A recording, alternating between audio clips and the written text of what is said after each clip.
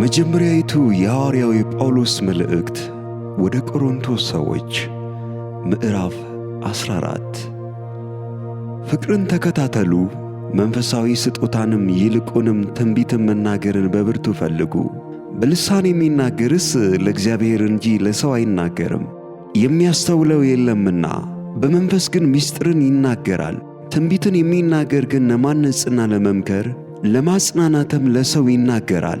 በልሳን የሚናገር ራሱን ያንጻል፣ ትንቢትን የሚናገር ግን ማኅበሩን ያንጻል። ሁላችሁ በልሳኖች ልትናገሩ እወድ ነበር፣ ትንቢትን ልትናገሩ ግን ከዚህ ይልቅ እወዳለሁ።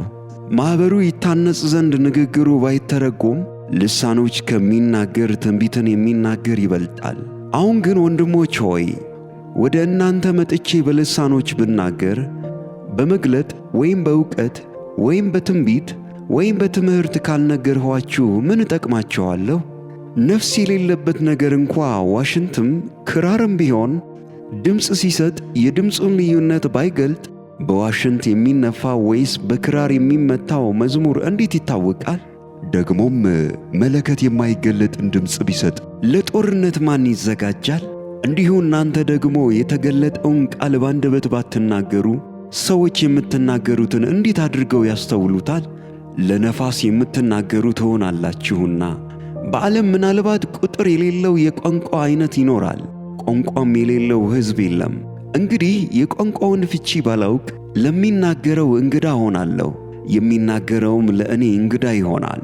እንዲሁ ደግሞ እናንተ መንፈሳዊ ስጦታን በብርቱ የምትፈልጉ ከሆናችሁ ቤተ ክርስቲያንን ለማነጽ እንዲበዛላችሁ ፈልጉ። ስለዚህ በልሳን የሚናገር እንዲተረጉም ይጸልይ። በልሳን ብጸልይ መንፈሴ ይጸልያል፣ አእምሮዬ ግን ያለ ፍሬ ነው። እንግዲህ ምንድር ነው? በመንፈስ እጸልያለሁ፣ በአእምሮም ደግሞ እጸልያለሁ። በመንፈስ እዘምራለሁ፣ በአእምሮም ደግሞ እዘምራለሁ። እንዲያማ ካልሆነ አንተ በመንፈስ ብትባርክ ባልተማሩት ስፍራ የተቀመጠው የምትለውን ካላወቀ እንዴት አድርጎ ለምስጋና አሜን ይላል? አንተማ መልካም ታመሰግናለህ፣ ሌላው ግን አይታነጽበትም። ከሁላችሁ ይልቅ በልሳኖች እናገራለሁና እግዚአብሔርን አመሰግናለሁ። ነገር ግን ሌሎችን ደግሞ አስተምር ዘንድ በማኅበር እልፍ ቃላት በልሳን ከመናገር ይልቅ 5 ቃላት በአእምሮዬ ልናገር እወዳለሁ።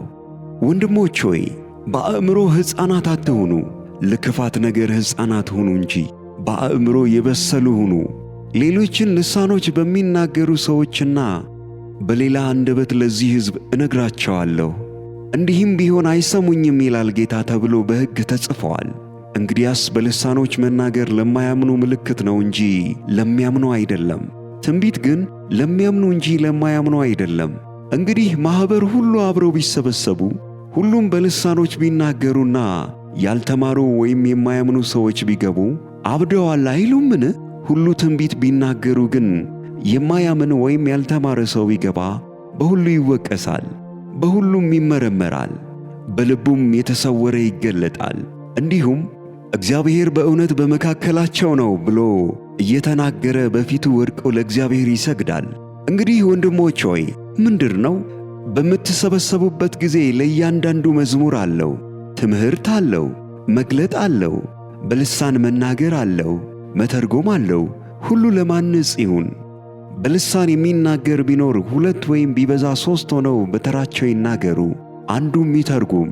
የሚተረጉም ባይኖር ግን በማኅበር መካከል ዝም ይበልና ለራሱና ለእግዚአብሔር ይናገር። ነቢያትም 2 ወይም 3 ሆነው ይናገሩ፣ ሌሎችም ይለዩአቸው።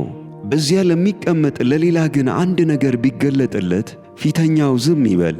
ሁሉም እንዲማሩ፣ ሁሉም እንዲመከሩ፣ ሁላችሁም በእያንዳንዳችሁ ትንቢት ልትናገሩ ትችላላችሁ። የነቢያትም መናፍስት ለነቢያት ይገዛሉ። እግዚአብሔርስ የሰላም አምላክ ነው እንጂ የሁከት አምላክ አይደለምና። በቅዱሳንም አብያተ ክርስቲያናት ሁሉ እንዲህ ነው።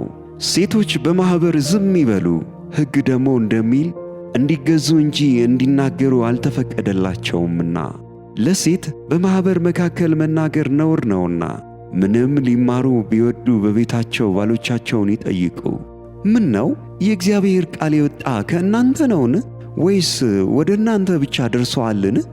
ማንም ነቢይ ወይም መንፈሳዊ የሆነ ቢመስለው ይህች የጻፍሁላችሁ የጌታ ትእዛዝ እንደሆነች ይወቅ። ማንም የማያውቅ ቢኖር ግን አይወቅ። ስለዚህ ወንድሞች ሆይ ትንቢት ለመናገር በብርቱ ፈልጉ፣ በልሳኖች ከመናገርም አትከልክሉ። ነገር ግን ሁሉ በአገባብና በሥርዓት ይሁን።